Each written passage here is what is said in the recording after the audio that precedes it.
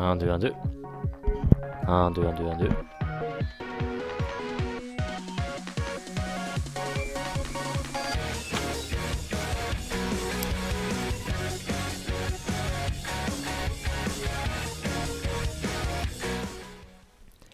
Salut tout le monde, c'est Diablo X9, j'espère que vous allez bien. Je vous retrouve aujourd'hui et ça faisait un petit moment sur Call of Duty Black Ops 2. Vous avez certainement vu ma toute dernière vidéo qui est sortie et qui est un petit peu la vidéo événement sur ma chaîne de cette fin d'année. Pardon, j'ai eu la chance de rencontrer Karim Benzema à Madrid. C'était vraiment une journée mais vraiment longue. Mais j'ai vraiment trouvé que ça valait la peine. Et je vais un petit peu vous parler de ça et de plein d'autres choses aujourd'hui dans cette vidéo. Alors premièrement, pour cette journée à Madrid, effectivement, c'était une seule et unique journée. Donc autant vous dire que vraiment la journée a été longue. Je me suis levé à 4 h du matin, direction Madrid, rencontre avec Karim et retour en Suisse le soir même. Donc j'étais chez moi vers 1 h du matin. Autant vous dire que j'étais juste claqué, mais réellement claqué à la fin de la journée. J'ai remarqué que déjà la vidéo marche extrêmement bien. À l'heure où je vous parle, on a déjà dépassé les 700 000, 800 000 vues, quelque chose comme ça, et je vous en remercie énormément. Et j'ai remarqué que beaucoup de gens aussi mettaient dans les commentaires que Karim avait soit l'impression de pas être dans le truc, de s'emmerder et tout. Je vous le dis très honnêtement, il y a une année voire plus, quand je l'avais vu en interview avec jeuxvideo.com, j'avais eu un peu cette même impression et j'avais eu un peu l'appréhension avant de le rencontrer de me dire mais attends, est-ce qu'il se prend pour une star, est-ce que le mec c'est vraiment dur de lui parler, etc. Honnêtement pas du tout. En réalité franchement Karim c'est un gars qui se prend pas la tête et pour tout vous dire, le seul défaut je dirais qu'il y a lorsque j'essaie de faire une vidéo en l'occurrence avec lui, c'est que c'est un véritable joueur de football, j'ai pas besoin de vous l'expliquer, et du coup lorsqu'il joue à FIFA, il me l'a bien expliqué, il est vraiment à fond dans son truc, et du coup en étant à fond dans son truc, il a beaucoup de peine à jouer et à commenter en même temps, parce qu'on se rend peut-être pas compte, mais pour beaucoup de gens c'est peut-être pas habituel de jouer et de parler en même temps, et en plus s'il se concentre énormément en jouant, c'est clair que ça devient un peu plus compliqué. Donc voilà, mais en tout cas sachez-le, hors caméra, même sur la caméra, mais surtout en hors caméra, il était vraiment à l'aise, on a bien rigolé, etc. Et c'était vraiment un mec bien sympathique et je le remercie encore une fois pour cette belle opportunité. Voilà, et vous le savez, une semaine pile après être parti pour ce Madrid, enfin vous le savez hein, si vous me suivez sur Facebook et Twitter, parce que je me répète, beaucoup de gens se permettent de faire des remarques sur YouTube, etc. en disant par exemple, je donne un exemple, tiens Benoît, mais c'est fou, là ça fait une semaine que t'as pas fait de vidéo, arrête de te la toucher, voilà. Ouais mais les mecs, si vous étiez sur Twitter, si vous étiez sur Facebook, vous sauriez que en fait je ne suis pas là, je suis juste à l'autre bout du monde, à San Francisco. Voilà, j'étais une semaine à San Francisco en compagnie du community manager de EA France, de Cruxy et de notre ami Pierre qui s'est occupé de filmer ce magnifique road trip pour une visite exclusive des studios de Visceral au QG de Electronic Arts à San Francisco. Donc Visceral, ceux qui font Dead Space 3. Alors j'ai extrêmement hâte de vous montrer ça.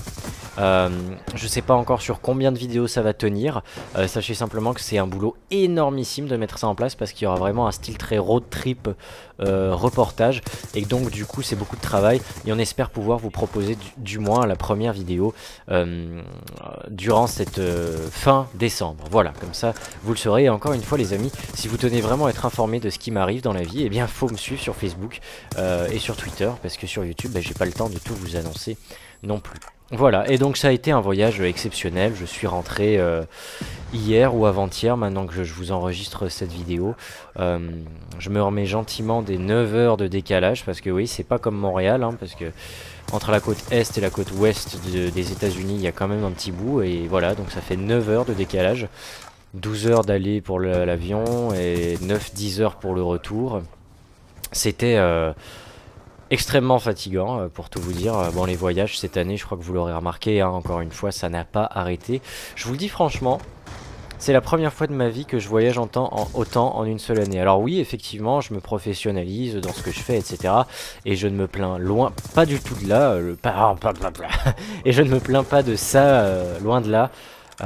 C'est simplement que, bah oui, qu'est-ce que vous voulez, c'est assez fatigant de faire tous ces allers-retours. Et j'ai chopé un peu l'habitude cette année de rentrer de voyage et de me dire ouais bon bah voilà, dans une semaine, 2 semaines, un mois je repars quelque part d'autre. Et là enfin entre guillemets je rentre à la maison et je me dis tiens voilà je vais être plus ou moins tranquille pendant un petit moment et je vais pouvoir consacrer pleinement à mes envies, à ma chaîne YouTube, etc. Même si encore une fois les voyages ne font pas partie des choses que je n'aime pas, c'est simplement que c'était extrêmement fatigant.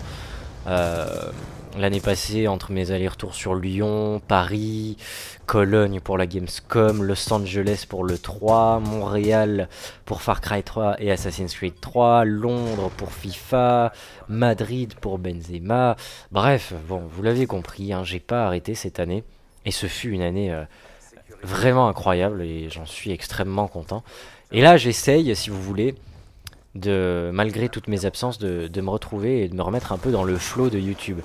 Malheureusement, YouTube eh bien, évolue extrêmement rapidement et même quand on s'en va 1 semaine, 2 semaines, on a l'impression d'avoir loupé plein de trucs. Et moi, honnêtement, j'ai de plus en plus cette impression.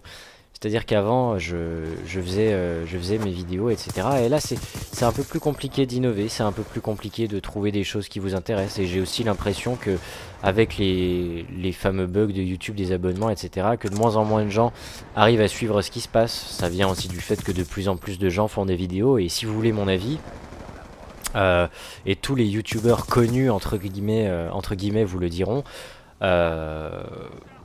loin de là l'idée d'avoir un monopole total sur YouTube, mais je pense que il y a un moment où la communauté YouTube a décidé entre guillemets que tout le monde se mette à faire des vidéos. Mais vous voyez, c'est assez simple finalement, le raisonnement est assez simple à se faire.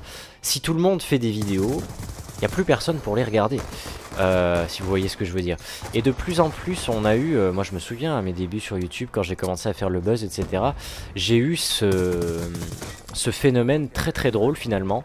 Alors je vous donne un exemple. Par exemple, imaginons j'ai 150 000 abonnés, ça fait plus d'1 an que je suis sur YouTube, voilà, j'ai mon public, etc.